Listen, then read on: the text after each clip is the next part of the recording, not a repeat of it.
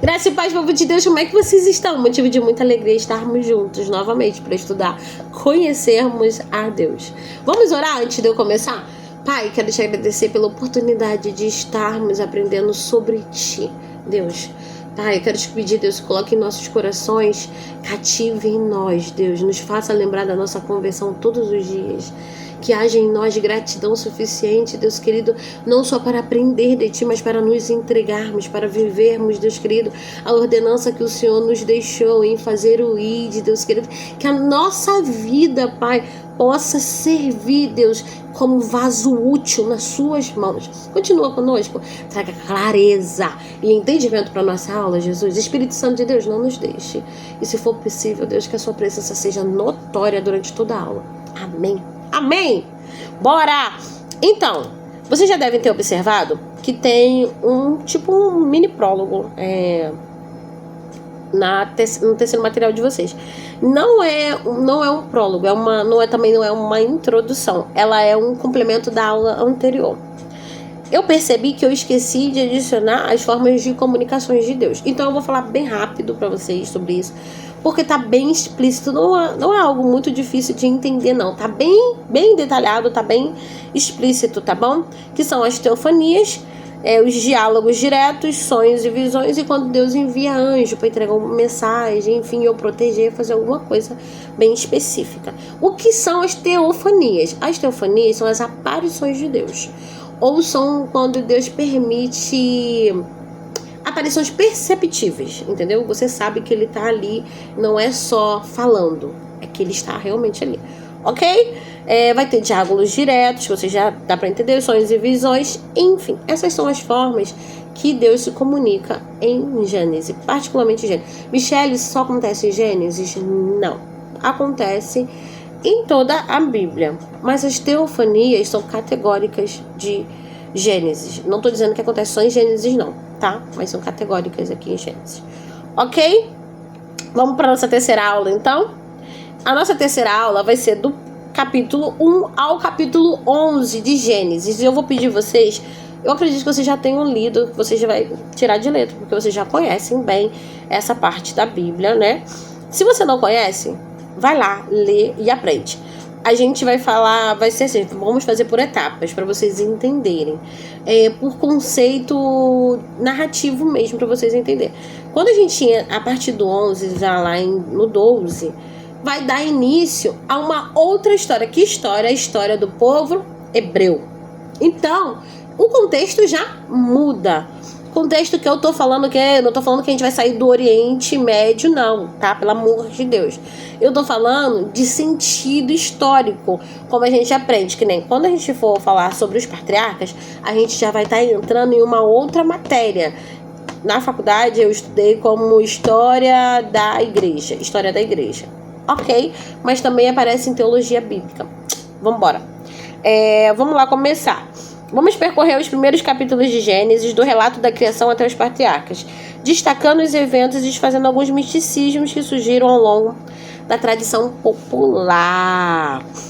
Tenha em mente que a Bíblia não está escrita em ordem cronológica, mas segue uma ordem narrativa. Gente, isso aqui é o fundamental.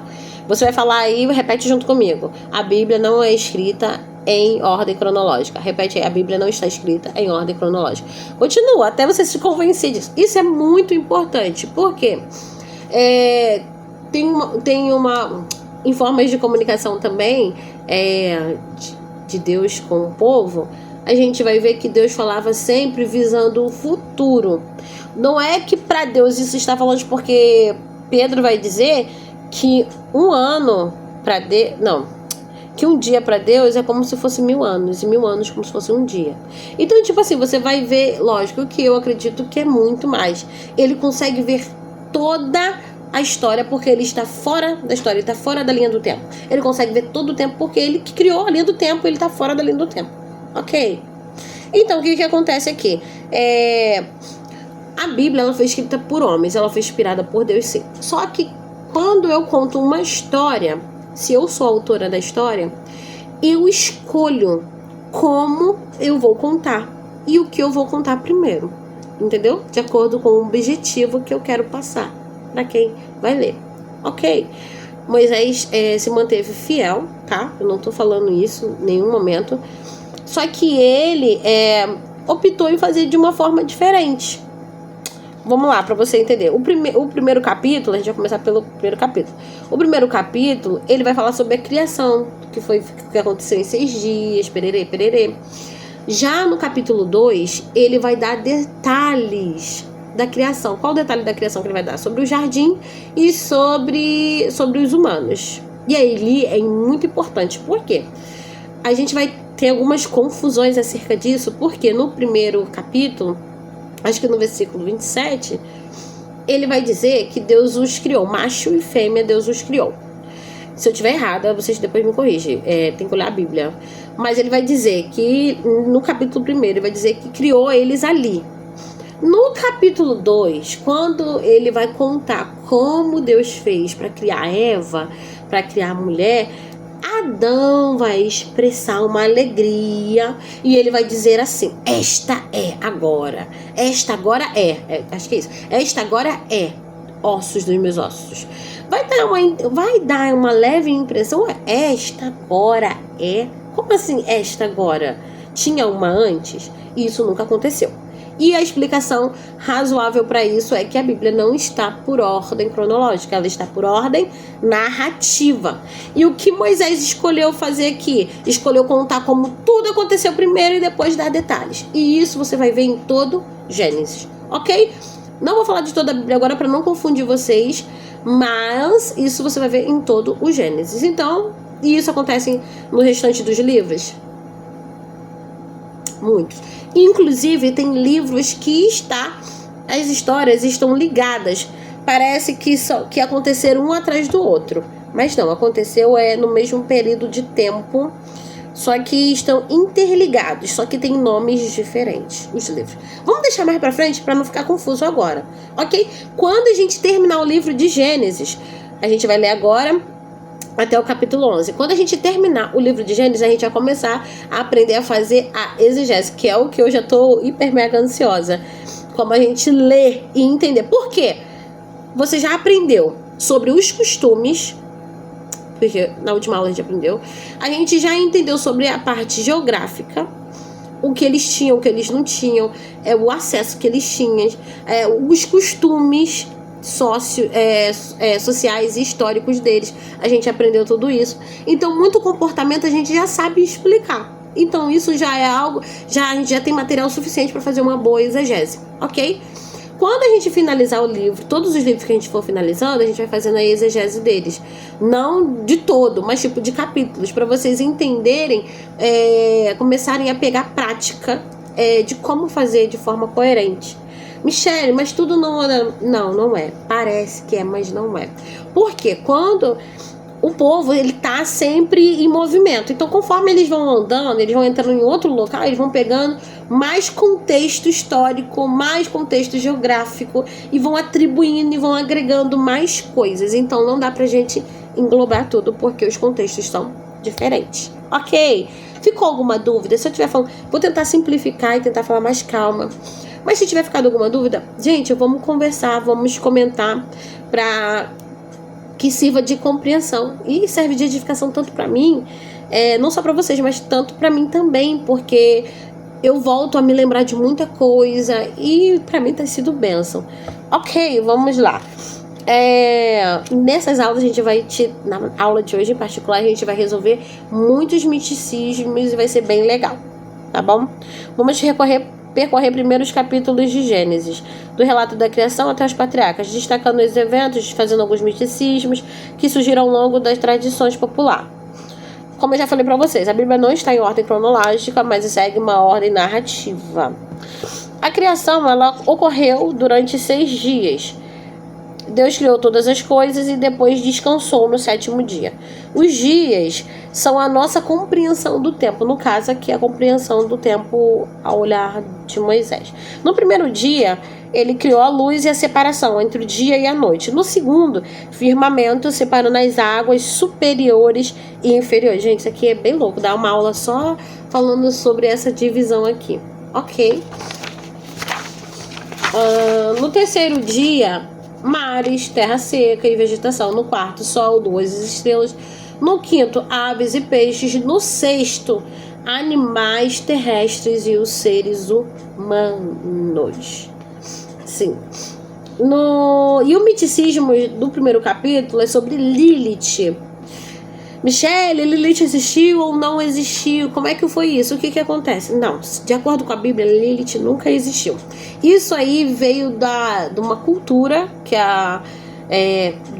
veio de uma má interpretação da Bíblia, de uma releitura mal feita. Eu não sei explicar direito para vocês o que levou eles, mas isso faz parte da cultura judaica. Então, por causa de uma má interpretação, de uma leitura, eu acho que eles também não tinham essa compreensão de que não estava em ordem cronológica, mas graças a Deus a teologia avançou bastante e a gente consegue hoje fazer essa distinção.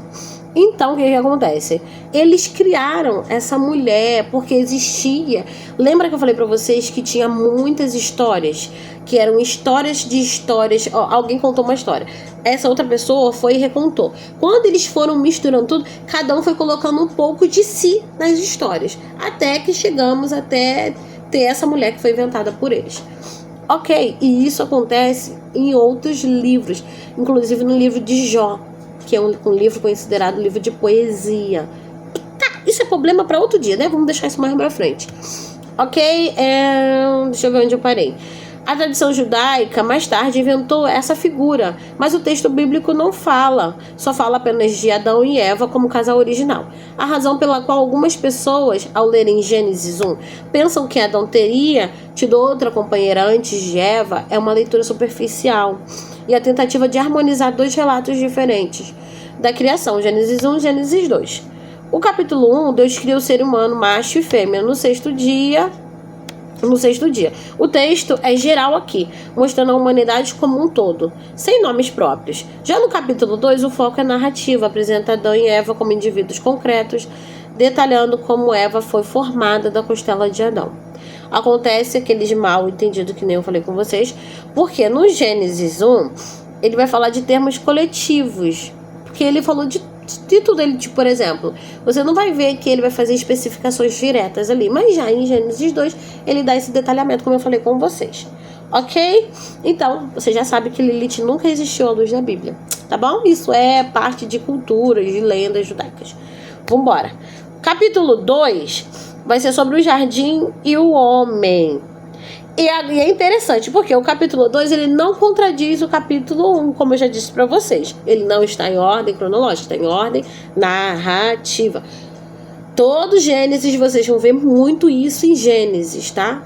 Vocês vão ver muito isso. Primeiro vai falar uma coisa, depois vai voltar para uma outra coisa. Você vai achar que algo já aconteceu quando algo ainda não tinha acontecido. E depois ele vai lembrar de algo que ele precisava falar e ele vai incluir isso mais à frente.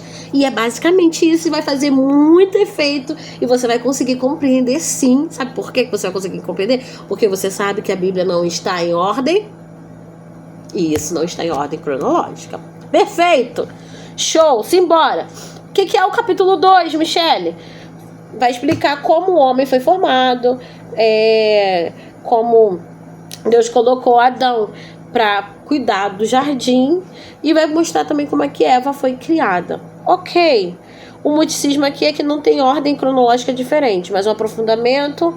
O capítulo 1 mostra a criação em panorama e o capítulo 2 foca no ser humano. Gente, só que tem uma coisa aqui muito interessante nessa parte do sexto dia. Qual é o ponto aqui interessante? Quando Deus fala assim, não sei se vocês já pensaram sobre isso. Quando Deus fala, talvez isso possa ser até bem um miticismo para alguns, eu não sei. Quando Deus diz assim, faça o homem a nossa imagem e semelhança, você já parou para pensar no que isso, do que ele está falando? Você já parou para pensar nisso? Quando ele diz, faça o homem a nossa imagem e semelhança, ele não está dizendo, a gente tem 2 pernas, então vamos botar 2 pernas neles. A gente tem 2 braços, vamos colocar 2... A gente tem dedos nas mãos? Não. Não é sobre a nossa fisionomia que ele está falando aqui. Michele, de onde você está tirando isso? Gente, vai fazer sentido, por quê? Lembra que eu falei para vocês que faria muito sentido a gente falar primeiro sobre o Deus das Escrituras. Qual é a primeira coisa que a gente aprendeu? A primeira coisa que a gente aprendeu foi que o nosso Deus é um Deus trino. E como ele se revela? Pai, Filho e Espírito Santo. A revelação dele é como ele está se mostrando, entendeu? Para a humanidade. Ele é um Deus trino. Cada um desses aqui tem personalidades distintas, ok? Ok. Só que olha a loucura da mente da pregadora. Olha só a loucura disso.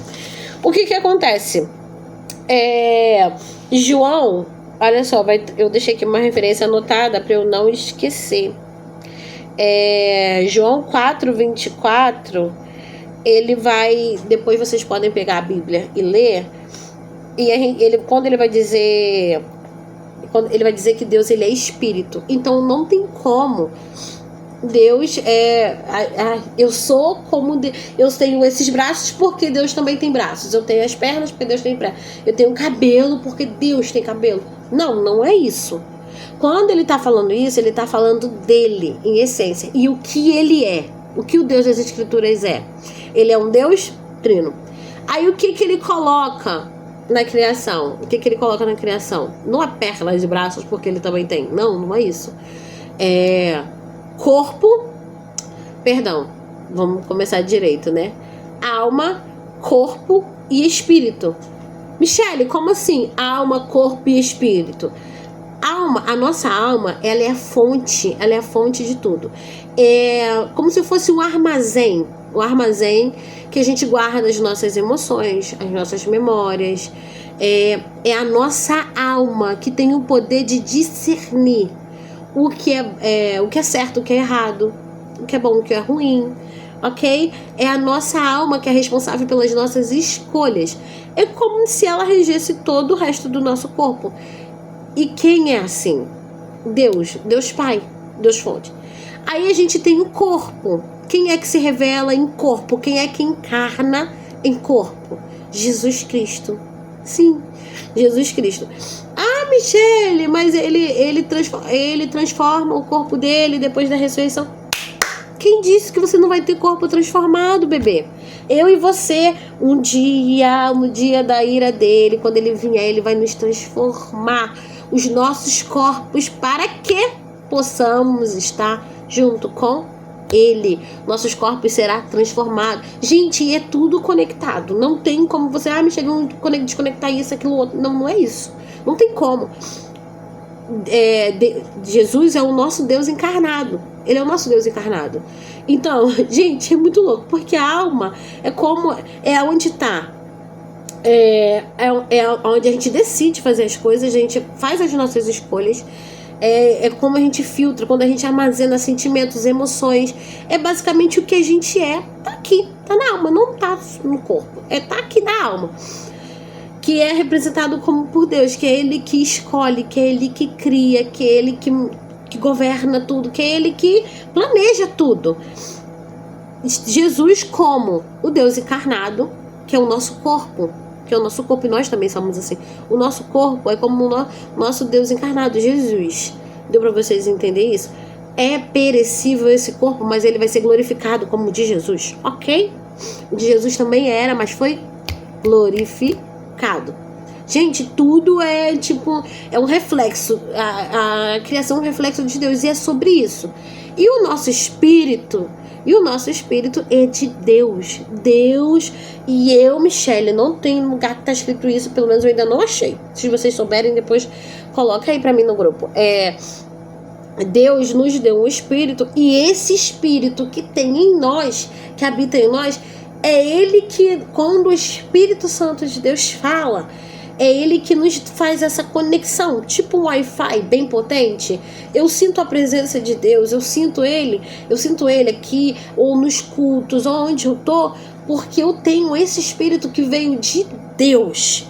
Ai, Michele, ficou doida. Olha o que diz em Eclesiastes 12:7. Pega aí tua Bíblia. Vai dizer que o pó, ele volta pra terra. O pó volta pra terra, tá? A nossa carne volta pra terra. E o espírito volta pra quem? Pra Deus.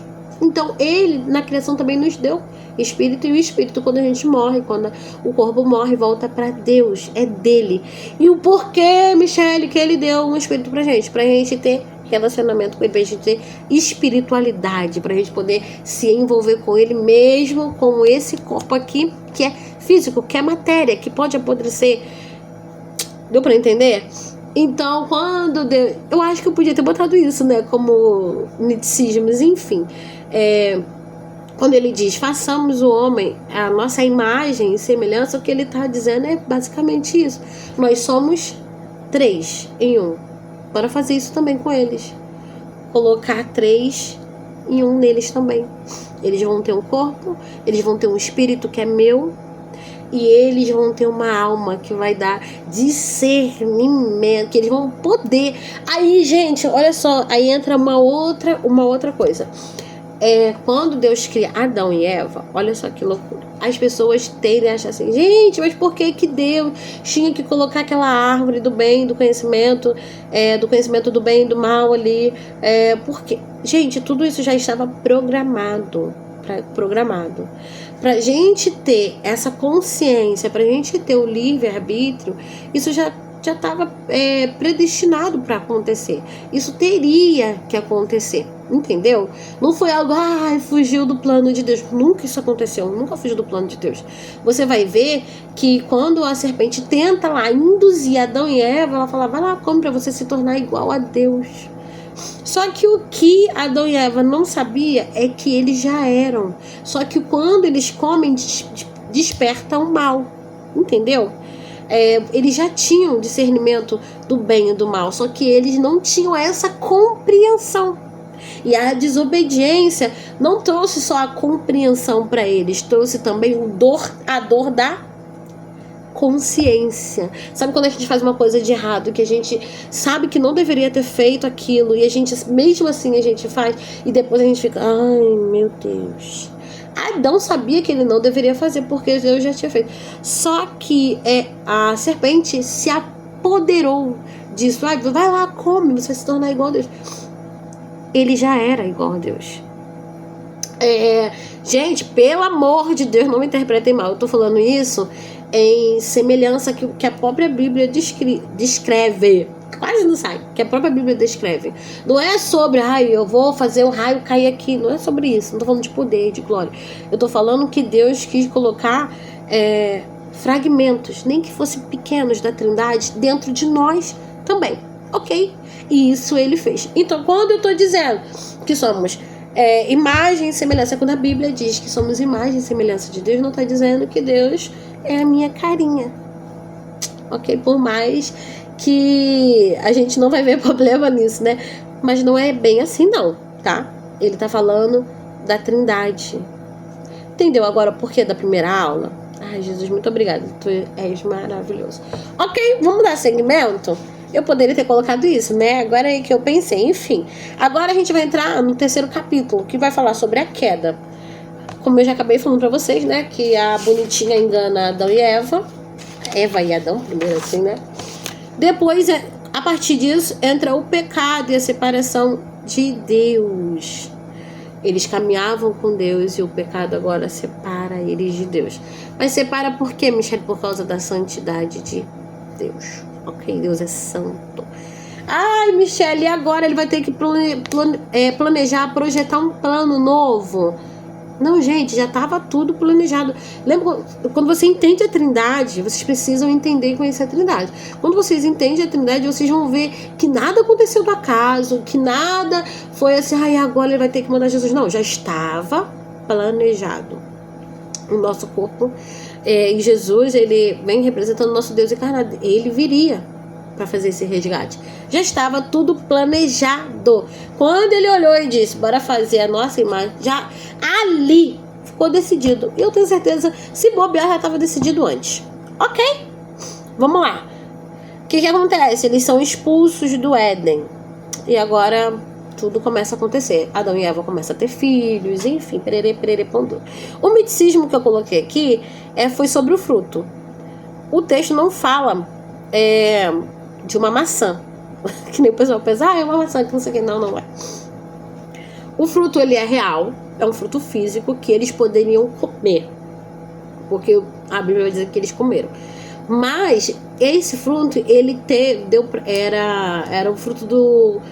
Eles falam que era do conhecimento, né? Fala a Bíblia que diz do bem e do mal. Só que, pra que eles precisavam conhecer o mal? Curiosidade é fogo, né? Então, o fruto é basicamente isso. Trouxe para eles esse conhecimento do que era certo e do que era errado, porém também trouxe o peso na consciência, a acusação. Abriu portas que não precisava existir, ok? No capítulo 4, a gente vai falar sobre os primeiros filhos de Adão e Eva. A gente vai falar não, né? A Bíblia. Caim mata Abel por inveja. Deus marca Caim para que ele não seja morto. Surge a descendência de Caim e de Sete. Gente, isso aqui é interessantíssimo. Interessantíssimo. O miticismo resolvido. Não existiam apenas 4 pessoas na Terra. Por quê? Quando, que nem a gente pensa assim, Adão e Eva, eles tiveram só Caim e Abel? Não. Ele não teve Caim, Abel e Sete. Não teve. Eles tiveram filhos e filhas, entendeu? Filhos e filhas. A Bíblia, inclusive quando ela vai citar genealogias, não quer dizer que existiu só quem a Bíblia cita, não. Só que para a narrativa, aquela pessoa que vai ser importante para explicar de onde veio a outra pessoa, então aquela pessoa, por mais que não tenha muitos feitos na história, ela acaba entrando dentro da narrativa. Então, por exemplo, assim, se eu for contar que aqui no lugar onde eu moro choveu muito, a rua ficou horrível. Aí eu vou dizer assim, tá, mas você mora onde? Eu moro em Japeri. Japeri eu não conheço, não. Japeri é o quê? Prefeito? É homem? É mulher? Não, é da prefeita. Então, tipo assim, eu vou dando características e nem sempre quer dizer que eles vão ter uma grande presença, entendeu? Grandes falas dentro da narrativa, mas eles vão estar presentes. E tem outros que nem chegaram a entrar. Isso não quer dizer que não existiram. Adão e Eva tiveram filhos e filhas. Adão viveu 900 e pouquinhos anos, 930 e pouquinhos, eu acredito que foi basicamente isso. Viveu muito tempo. Adão viveu muito tempo. E dentro desse tempo, deu tempo para ele fazer... Gente, pensa, quase 1000 anos. Deu para ele fazer muito filho. Muito filho. Uma pessoa, um casal normal, em 10 anos, consegue ter 5 filhos ou mais. Imagina em 1000.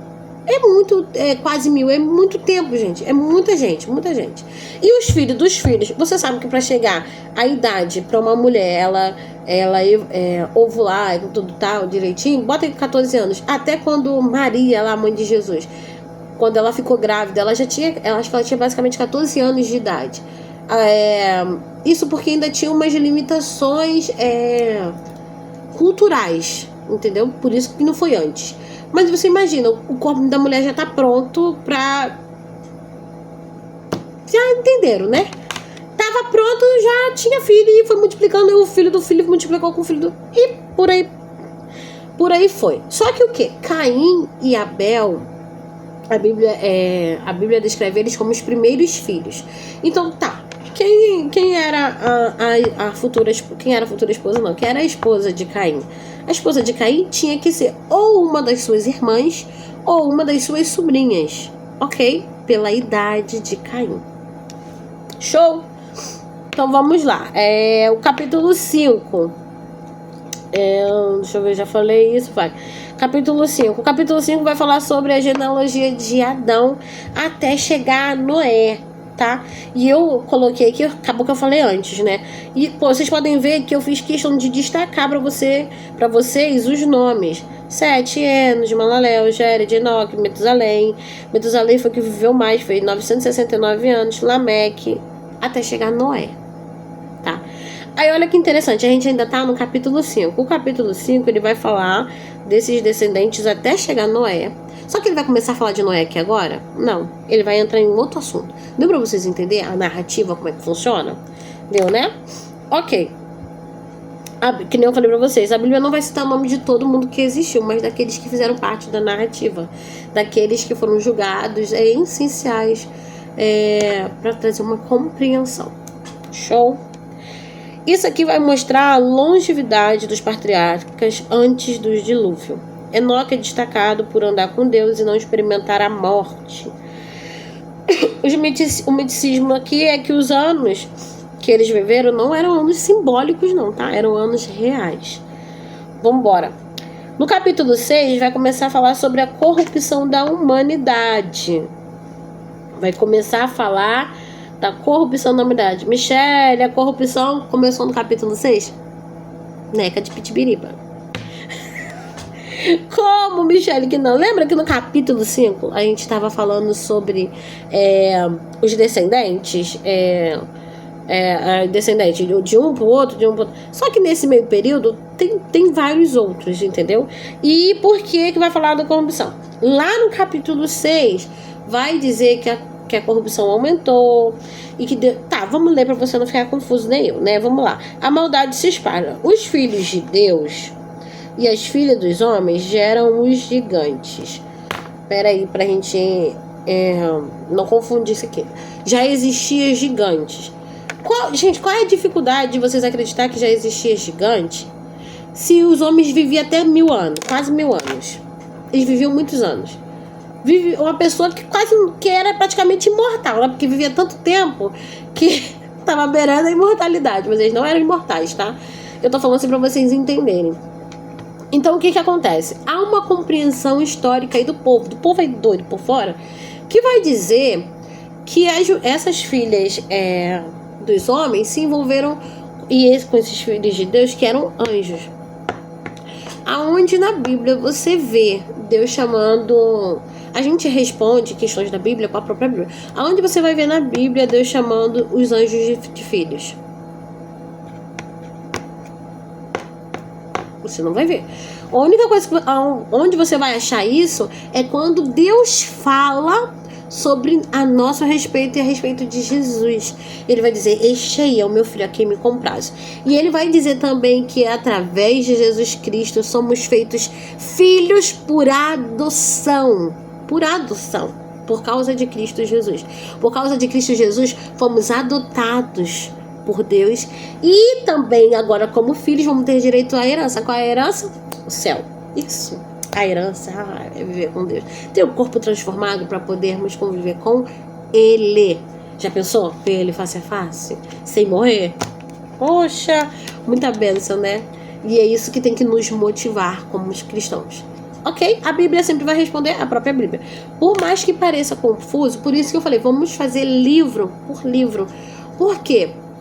Quando a gente está dentro de uma narrativa em Gênesis, que ela não é só histórica.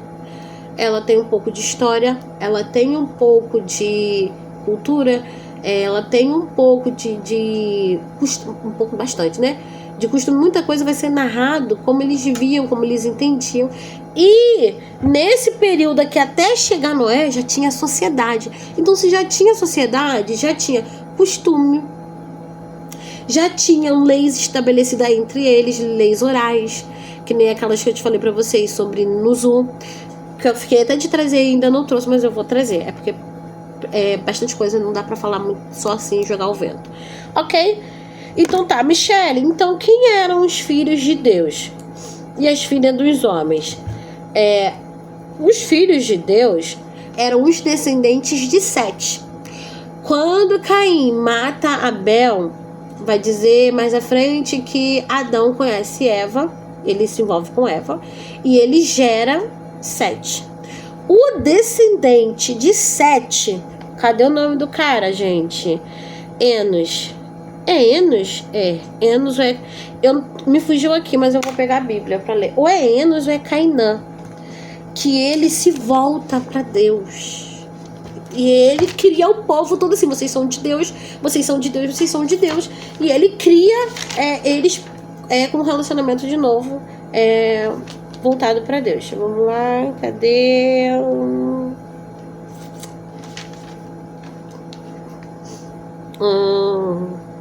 Enos, Sete também, tá em Gênesis 4, 26. E Sete também gerou um filho e chamou o seu nome Enos. Então se começou a invocar o nome do Senhor. Então Enos começou a invocar o nome do Senhor. Então esse povo aqui, os descendentes de Sete, os descendentes de Enos, vamos colocar a partir de Enos, né? Os descendentes de Enos são os filhos de Deus. São aqueles que através de... Mas Jesus veio muito depois, Michele. Mas o sacrifício de Cristo lavou também os pecados deles, alcançou eles. Show? Deu para entender até aqui? Então, os filhos de Deus são os descendentes de Sete / Enos. E as filhas dos homens são quem? As filhas de Caim. Entendeu? Tá difícil ainda, calma, você vai entender. Os filhos de Deus são os descendentes de Enos e Sete. E as filhas dos homens são os descendentes de Caim, tá? Aqui a gente está falando de descendência. Vamos embora. Deus decide destruir a terra com um dilúvio. Deus resolveu destruir a terra porque eles se misturaram? Não, mas por causa da corrupção, por causa da maldade. A maldade foi tanta, cresceu tanta. Aquela árvore, aquele fruto nojento lá. Uma coisa interessante é que a nossa carne, ela sempre vai optar. Se a nossa consciência não interferir, ela sempre vai escolher o que é mal, o que é aquilo que, mesmo que seja momentâneo, nos traga algum tipo de prazer. Liberdade, aquela falsa liberdade, sabe? Então o nosso corpo, ele sempre vai estar propício, nossos desejos sempre vão estar sujeitos, a nossa carne sempre vai estar sujeita aos nossos desejos. Mas a gente precisa fazer o quê? Dominá-los. Ok. Esse ok meu tá muito engraçado, né? Noé é escolhido por sua justiça. Ok? Então aqui a gente já foi. Vamos para a parte do miticismo resolvido, que eu acho que eu já falei, né? E tem uma coisa também, que esse capítulo, ele precede o dilúvio, né? Então vai ter, quando Deus vai lá falar com ele, ele vai dizer que a ira dele não vai se estender muito tempo. Aí tá a boneca aqui falando aqui embaixo, também assusta, que não vai se estender muito tempo. Aí vai estar aqui, os 120 anos são o limite de vida da humanidade. De onde eu tirei isso? Tá lá no capítulo 6, vocês vão ler, tá? Quando Deus vai falar que ele não vai se estender muito, por causa que já tem um tempo determinado. Esse tempo aqui não era até o tempo do dilúvio, o tempo de paciência de Deus para que o dilúvio caia ou aconteça. Não é isso não, tá? Ele tá falando dos anos de vida. E outra coisa interessante a gente pautar aqui, depois você anota aí, porque é importantíssimo isso. Vai acontecer que a gente vai ver isso muitas vezes, que quando Deus falava uma coisa, inclusive em Gênesis, essa coisa não acontecia naquele momento. Era uma coisa meio que progressista. Lembra que eu falei pra vocês que Deus está fora da linha do tempo? Imagina um rio, vamos imaginar assim. Vamos imaginar que Deus está acima, numa montanha muito alta, e embaixo tem um rio. E ele consegue ver o início, a fonte, o meio e o fim do rio. E que o tempo, a linha do tempo é como se fosse esse rio. Só que ela não para, ela vai correndo. É que nem as águas do rio. Ela vai até chegar no destino. É como esse rio fluísse para cada pessoa. E esse rio, a gente está representando ele aqui como a linha do tempo. E Deus está fora da linha do tempo. Ele está fora da linha do tempo.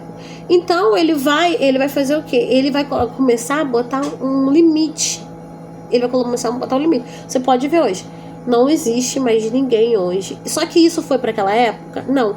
Ele conseguia ver tudo. Então ele consegue ver dizendo, poxa, se como está escrito em 2 Pedro 3:8, que um dia para Deus é como 1000 anos, é porque ele consegue ver toda a história de uma vez só. Ok? Então quando ele diz que a gente vai viver até 120 anos... não quer dizer que seriam para aquelas pessoas ali, porque você ainda vai ver. Michele, mas a Bíblia está se contradizendo. Não, você precisa entender isso. Que quando Deus falava ali, ele não estava falando, focando só naquilo que eu entendo, só naquilo que eu vejo. Não, ele estava falando através da visão dele. Então o que ele vê? Ele vê de uma vez só toda a história. Então ele está falando de algo que vai acontecer bem lá na frente. Exemplo disso, outro exemplo disso, quando ele olha para Eva e quando ele vai dar o castigo lá para Eva, ele vai falar assim para Eva: olha, Eva, e é diferente por quê? Vou explicar. Ele vai dizer para Eva: olha, Eva, agora com dor. E ele sempre usa o agora, né? Agora com dor. Pode ser de Moisés, esse agora? Pode ser sim. Vai dizer: com dor você vai dar à luz a filhos. Você vai dar à luz a filhos. Eva ainda estava no jardim recebendo a punição. Ela já tinha filhos ali? Não. Aconteceu um tempo depois, quando eles foram expulsos, que Adão conheceu a Eva. Foi imediato? Ele saiu do jardim, chamou Eva: Eva, vem cá, bora tipo no fubá e bora. Não foi assim. Como começo normal de namoro, eles conheceram tal, até que chegou um tempo, né? Então, quando ele tá dizendo, ele não tá dizendo que aquilo ia acontecer ali de imediato, tá dizendo mais à frente, porque ele vê. Você conseguiu entender isso? Que ele tá fora da linha do tempo? Então, ele consegue ver toda a história por fora. Ele tá quando você tiver dificuldade para entender isso, pensa assim: Deus está na montanha vendo o rio inteiro, entendeu? E Deus é gigante, então ele consegue ver o rio inteiro. E ele tá lá só observando. Então ele consegue saber o que acontece no princípio, no meio e no fim. É por isso que Deus nos escolheu. Porque se ele visse só o nosso começo, ele não ia nos escolher. Mas ele viu que um determinado tempo, na curva do rio ali, da vida, nos anos, naquela curva ali, ele ia ver que eu e você estaríamos hoje aqui, atraídos, apaixonados por ele, ao ponto de oferecer o nosso precioso tempo para ele. Ok? Vambora, né? Então deu para você entender isso, né? Sobre os 120 anos, que não são os 120 anos aqui, não são o tempo de paciência até o dilúvio cair, não, tá? Ele tá falando do tempo de existência da humanidade, de cada indivíduo. Ninguém vai passar de 120 anos, ninguém passa. Vambora. Vocês já entenderam, eu já expliquei sobre os filhos dos homens, sobre as filhas dos homens, né, e os filhos de Deus. Vambora. No capítulo 7, aqui a gente já vai começar. Aí agora a gente vai voltar a falar de quem? Noé. Vocês entenderam? Que ele começa a falar um pouquinho lá, aí ele Moisés pega e dá continuidade em uma outra parte, porque complementa a narrativa dele, não a ordem cronológica das coisas, porque então ele teria que falar de todos os explícitos, mas não caberia isso. Vamos, né? Noé constrói a arca, já estamos no capítulo 7 e no 8. Os animais entram em pares. Chove 40 dias e 40 noites, as águas cobrem a terra por meses e meses. Após o dilúvio, Noé solta as aves para confirmar que a terra já estava seca. E uma coisa interessante a gente pensar aqui, que nem o miticídio que eu coloquei aqui resolvido, que não eram apenas 2 pares de cada espécie. O texto vai distinguir isso: animais puros, 7 puros em 7 pares e impuros 1 par. Deu para entender? Os animais puros entravam 7 pares de cada animal puro. E os impuros vai entrar 1 par de cada. Ok? Não era só 2 não, tá? Michele, o que são os animais puros e os animais impuros? Você vai pegar a sua Bíblia, você vai ler Levítico 11 e Deuteronômio 14, que vai falar também sobre, vai te explicar melhor, tá? Sobre os animais puros e os animais não puros, ok? Vambora. Não vou falar muito pro vídeo não ficar muito extenso, tá? Mas eu vou deixar sempre as referências para vocês conseguirem localizar. No capítulo 9, agora a gente entra no capítulo 9, vai falar sobre a aliança, que é a primeira aliança que Deus faz com Noé. Gente, isso aqui é muito importante, porque se tem uma coisa que Deus vela, que Deus honra, são as alianças. Cruciais isso. Acontece o dilúvio, Deus vê tudo o que aconteceu, ele sente o cheiro de sangue dos animais, ele ouve o lamento, é como se o sangue conversasse com Deus. E ele se arrepende, ele fala que ele não vai fazer mais isso. Só que o nosso Deus é um Deus santo. Santo, santo, santo, santo. Ele não é, como é que eu vou te dizer, ele não convive com o pecado, entendeu? E infelizmente, quando eu não sei dizer o porquê que isso acontece, porque que a gente tem um domínio incrível através da mente, só que a gente não usa muito a nossa mente a nosso próprio favor. A gente é guiado pela nossa carne, pelas feridas, por aquilo que dói. Por exemplo, eu vejo uma injustiça, mas se não me machucar, sabe? Que nem aqui, eu tô apertando a caneta na minha mão. Tá doendo aí? Não tá. E isso não é relativo. Isso acontece com todo mundo. A gente tem muita falta de empatia. E eu não tô falando de vocês, eu tô falando da Michelle. Essa é a verdade. Muita coisa me incomoda, mas tem muita coisa que não me incomoda. E isso não é só meu, isso é do ser humano. Entendeu? E infelizmente nós somos guiados pelos nossos próprios desejos. Mas Deus respeita tudo que ele planeja. Vamos voltar um pouquinho atrás, quando Deus fez assim o homem, a sua imagem e semelhança, ele deu algo raríssimo para o homem. Sabe o que ele deu, que nos diferencia do resto das criaturas? É a nossa consciência, é a nossa racionalidade. Viemos do mesmo lugar. Como assim do mesmo lugar? O pó. Viemos também do pó da terra, do barro. Ele soprou em nossas narinas o fôlego de vida, que foi o Espírito. Lembra que eu falei pra vocês que ele nos deu, e esse Espírito entrou em nós, que quando a gente morre, esse Espírito volta pra ele. Foi isso que ele nos deu ao soprar o fôlego de vida nas nossas narinas. Essa chavinha, que é a racionalidade, ela nos tornou psiquicamente igual a Deus. A gente já tinha isso, Adão já tinha isso, mas ele não sabia. Eu acredito que ele iria descobrir, mas eu não acredito que nada aconteceu. Quando a gente começa a entender a Trindade, você vai ver que nada aconteceu por acaso, que nada aconteceu, porque eles não tiveram escolha. Não, estava tudo predestinado para acontecer. Já estava tudo planejado debaixo da soberana vontade de Deus.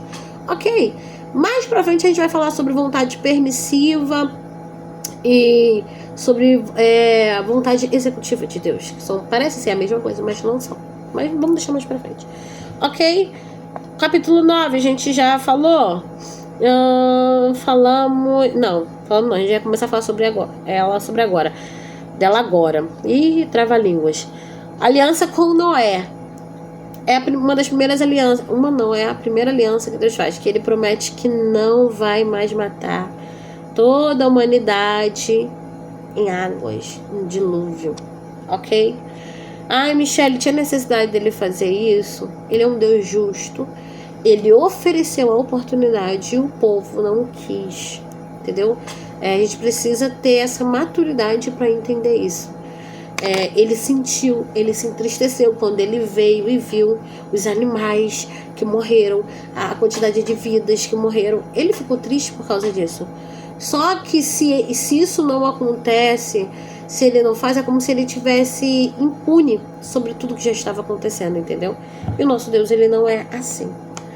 Ok? Aí ele faz o quê? Ele faz uma aliança com Noé, a primeira aliança, que ele diz que ele faz um arco, o arco-íris, que, olha que interessante, o texto bíblico vai dizer que o arco-íris era para lembrar quem? O homem? Não, era para lembrar a Deus de nunca mais acabar com a humanidade quando começasse a chover, para ele dar uma freada, entendeu? Para que a humanidade não se destruísse. Gente, e é muito louco isso, por quê? Porque ele não diz que era para lembrar que não ia ter mais mal, ou que o mal não ia crescer, não. Era para lembrar que para ele não punir a humanidade agora mais, mas para que ele enviasse o Deus encarnado. Olha só, gente, para ele enviar o Deus encarnado que iria pagar um preço para quando ele viesse julgar de novo, trazer o próximo juízo de novo, fosse definitivo. O juízo é não é algo previsível, é algo que já está determinado por causa do mal, por causa da maldade. Só que agora Deus vem, faz o juízo ali na época de Noé, condena o povo, se salva só a família de Noé, porque o povo não queria. Só que há uma coisa interessantíssima, é que o Deus encarnado, ele vem, e o sangue dele, o sacrifício dele, ele serve para cobrir os pecados dos que vieram antes dele. Loucura, mas vamos deixar para outra aula, para não ficar abrindo abas na mente de ninguém, ok? Vambora lá. Aí aqui ele faz o sinal, que é o arco-íris, né? Que é o sinal da aliança, que é para lembrar o próprio Deus. A proibição de comer sangue. Gente, eu coloquei assim, mas vocês têm que ler. Por quê? Se você só lê isso aqui, você não lê o capítulo 9, você não vai entender do que eu tô falando. Mas se você já conhecer, bênção, já sabe do que eu tô falando. Proibição de comer sangue. Não podia comer sangue. Não podia comer a carne com sangue. Ok? É carne com sangue. A carne de porco aqui também não poderia ser consumido, porque ainda era considerado animal impuro. Michel, meu Deus, está tirando isso. Lembra que eu falei pra vocês que já tinha sociedade? Então, mais pra frente vocês vão entender melhor isso quando a gente entrar em Êxodo. Tá? E tem nesse capítulo aqui também tem a história de Cã e a maldição de Canaã. Quem é esse Cã, gente? Canaã é o filho de Cã e Cã é o filho de Noé. O que acontece? Noé tomou uma rabirita, ficou bêbado e ele se despiu e o filho dele viu ele nu. E em vez de cobrir o pai, ele vai chamar os outros irmãos e vai fazer chacota do pai. O pai ficou furioso e profetizou. Quer ver uma coisa que é certeira? É profecias do pai e da mãe. Gente, pelo amor de Deus, não tô falando de maldição hereditária, nada disso não, tá? Só que nessa época, isso tinha muito poder, ok? E ele profetiza, ele lança uma maldição sobre Canaã, que é o filho de Cã, dizendo que ele vai servir os irmãos dele, vai se tornar servos dele. E o misticismo, já tô falando disso, bora falar logo.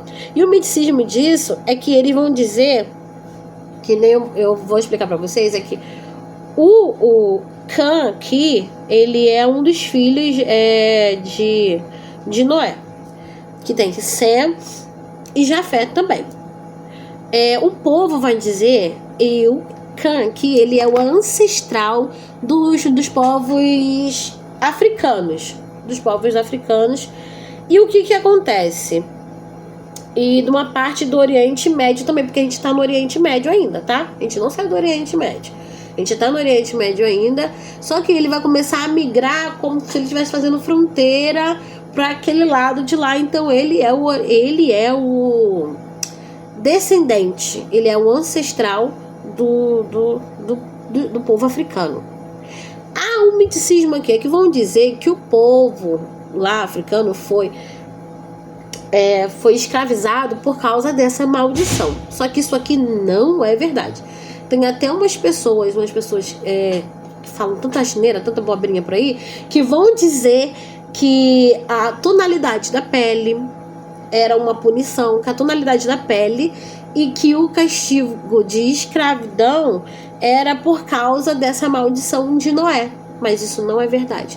A maldição foi só sobre Canaã, coitado, que não tinha nada a ver com isso. Só que eles tinham, dentro da cultura deles, que a gente já estudou isso na aula passada, eles tinham a costume de dizer o quê? Aquilo que eu profetizo pra você, por mais que não aconteça com você, vai acontecer com quem? Com seu filho. Que nem quando aconteceu com Abraão, a gente vai falar mais pra frente também, que quando Deus promete pra Abraão que a terra de Canaã vai dar pra Abraão, ele não está dizendo que Abraão vai receber ali, mas quem vai receber? Não vai ser Abraão, vai ser os filhos de Abraão. Só que na cultura deles, quando os filhos recebem algo, se for bênção, honram os ancestrais. E se for maldição, também chega para os ancestrais. Era nisso que eles acreditavam e Deus não intervia nisso. Ok? Então o que aconteceu? A gente já conseguiu resolver que isso não existe. O povo africano foi amaldiçoado por causa de Noé. Não, mentira, não tem nada a ver, não tem nada a ver. Tá bom? Não tem nada a ver uma coisa com a outra. A maldição foi só sobre Canaã, que ele foi servo dos seus próprios irmãos, tá? Culpa do seu pai Cã. Ok? Capítulo 10 vai falar, é uma tabela das nações, né?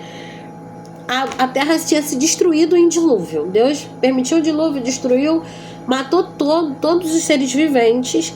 E o que acontece aqui agora? É que a gente vai ver aquilo que eu falei para vocês na aula passada também.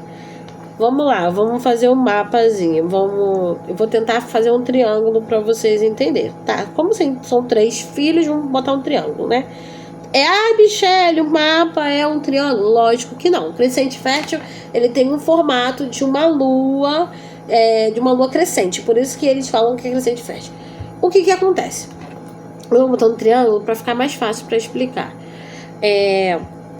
O meio dele aqui é o quê? O crescente é o Oriente Médio, tá? Que é o crescente fértil, que tá no Oriente Médio, ok?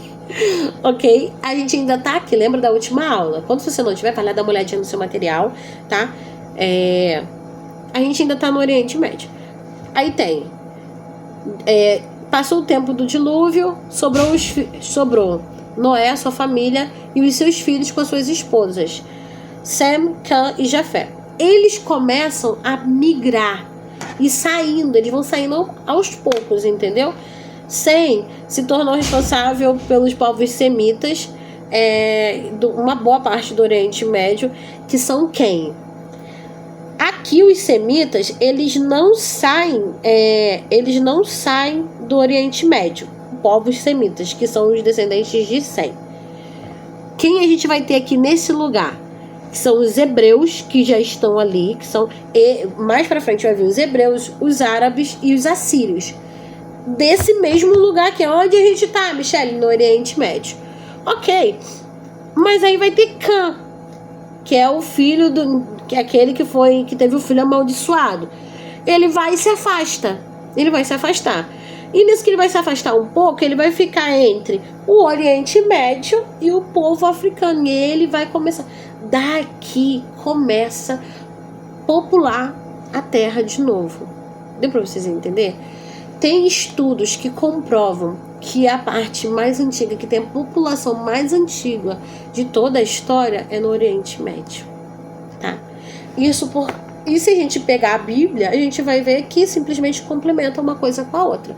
Então, depois do dilúvio, Michele, que nem a gente pensa, o dilúvio foi só regional. Depois posso até trazer um estudo sobre só o dilúvio, porque há muitas compreensões sobre isso, mas não, foi sobre toda a Terra. Agora vamos entender o que? Pensa na Terra, na Terra no planeta inteiro. Demora anos para popular, ok? Só que, como a gente sabe, não demora tanto tempo assim para popular, porque em anos a gente consegue criar toda uma população, mas demora ainda um certo tempo. Então eu, Michele, acredito que não era toda a terra que já estava cheia, que já estava populada. Tanto disso que a gente vai ver que o deslocamento dos filhos de Noé vai trazer a popularização dos outros continentes. E é basicamente isso que acontece. Sem continua no Oriente Médio, mas Cã e Jafé se afastam um pouco. E os descendentes deles vão se afastando, ao ponto de popular toda a terra. Ok? Michele, tá tirando isso da onde? Bíblia! Show! Vambora! Então você já entendeu que Sem ficou no Oriente Médio. Cã, ele foi. Cã é o descendente dos povos africanos. Dos povos africanos. e uma partezinha ali do Oriente Médio. É como se ele tivesse... Não tô dizendo que ele tava chateado, não, tá? É como se eu não quero ficar mais aqui e vou me afastando um pouco. E ele ficou entre a divisa do Oriente Médio e dos povos africanos. A partir deles, descendentes deles foram populando e muita gente, né? Os egípcios, enfim, tá? Vamos lá. E Jafé foi pro outro lado do continente. Ele foi, você vai pra lá? Então eu vou pra lá. Foi isso que eles fizeram. E Jafé ficou responsável. Ele é o descendente, ele é o ancestral do povo europeu e parte da Ásia. Foi por ali que ele começou a crescer. Então, enquanto um seguiu só uma reta, eles se dividiram, enfim, entendeu? Então você já entendeu que Sem ficou aqui. A partir de Sem, ali no Oriente Médio, vai sair dali os hebreus, os árabes. E agora, Michelle, para vocês entenderem como faz parte de uma narrativa, é que Sem ficou no Oriente Médio. E quem a gente vai falar depois, lá na partir do capítulo 12? A gente vai falar sobre os descendentes, agora a princípio, de Cam e Jafé? Não, a gente vai falar de quem? De Sem, que é aquele que permaneceu. Lógico que mais pra frente a gente vai falar dos outros. Quem é esses, Michelle? A gente vai começar a falar sobre o povo hebreu, como ele começou a existir. Que ele começou a partir de Abraão, que ele é chamado o primeiro hebreu. Ok? Vamos que vamos. Então vocês já entenderam que os filhos de Noé foram responsáveis para popular toda a terra. Entendeu? Eles foram se afastando do Oriente Médio, foi enchendo a terra, enchendo. Ok, não é mito, mas é uma forma de explicar a diversidade dos povos conhecidos na época. Michelle, há bases pra gente comprovar isso? Sim, a história já prova isso, a arqueologia já comprova isso. Então, mais uma vez, a Bíblia sabia de tudo antes de todos, né? Já estava tudo, Deus deixou tudo explicado ali, quem não quis acreditar, né? Agora teve que ser convencido daquilo que a Bíblia já deixou escrito. Beleza? O capítulo 11, ele vai falar sobre a Torre de Babel. A humanidade tenta construir uma torre para alcançar os céus. Deus não permite por causa da arrogância e o objetivo dos homens. Confunde a língua dos povos. Gente, e é interessante aqui vocês entenderem isso. Michelle, tinha diferença aqui linguística? Sim tinha, porque olha só, a gente tá saindo do capítulo 10 para vocês verem como é que tem a diferença. Do capítulo 10 pro capítulo 11, gente, é muitos anos de diferença para chegar. Vocês não têm noção, tipo, a história vai, quando você lê, parece que tá bem próximo, mas não está próximo, tá? São muitos tempos, tanto que você vai ver da onde saiu tanta gente com línguas diferentes. Lembra que os filhos de Noé foram se espalhando? Então, vai pegando, vão aprendendo linguagens novas, vão criando linguagens novas. E aqui a gente está falando de descendentes de descendentes de descendentes. Ok? Povos espalhados pela terra, genealogia. Aqui, agora vocês começam a entender que vai começar a falar da genealogia de Sem até Abraão. Então vocês conseguem entender que tem bastante tempo, bastante história, bastante tempo no meio disso. Qual é o misticismo aqui? Não é que Deus tenha medo da torre, tá, gente? O problema é que a arrogância, como eu já disse, e querer uma certa independência de Deus. Conclusão da nossa aula de hoje. Do capítulo 1 ao 11, vemos a transição da criação até a preparação para os patriarcas. O texto bíblico não sustenta lendas como Lilith, a maçã proibida, anjos casando com mulheres. Ele apresenta uma narrativa teológica. Deus cria, o homem cai, mas Deus preserva uma linhagem fiel que culminará em Abraão. Que linhagem é essa, gente? A gente falou sobre essa linhagem que culminará até Abraão. A linhagem lá de Sem, o primeiro patriarca. Enfim, De forma simples e direta, os capítulos do 1 ao 11 de Gênesis são como um prólogo da história bíblica. Eles não contam ainda a história da igreja, que a gente já vai ver, ou do povo de Israel, mas estabelecem bases universais da relação entre Deus e a humanidade. Esses capítulos são a história das origens, criação, queda, juízo e dispersão, como eles popularam. Eles explicam como o mundo, o pecado e os povos surgiram e porque Deus precisou iniciar uma nova etapa com Abraão. Deu para entender, né? Assim, Gênesis 1 ao 11 é um fundamento universal. E a partir do capítulo 12 começa a história particular de Israel, que mais tarde se conecta com a igreja. Então você entendeu o quê? Por que eu dividi assim? Porque do capítulo 1 ao capítulo 11, Deus vai explicar como tudo aconteceu no início. Eu falei para vocês aqui como o pecado entrou, como Deus puniu o pecado, como Deus trouxe juízo, a primeira aliança que Deus fez com Noé. E aliança é coisa seríssima para Deus, tá? Ele não muda. É por isso, eu até fiz um vídeo falando sobre casamento e as pessoas não entendem isso. Quando Deus ele fala lá do casamento, ele é uma aliança também. Quando você fala lá, que não sei o que ele é contra o divórcio, ele permitiu que Moisés criasse isso por causa da dureza do coração do povo, mas isso não quer dizer que isso era uma vontade de Deus, não. Quando Jesus é perguntado sobre isso, ele diz, não era assim desde o princípio? Não era.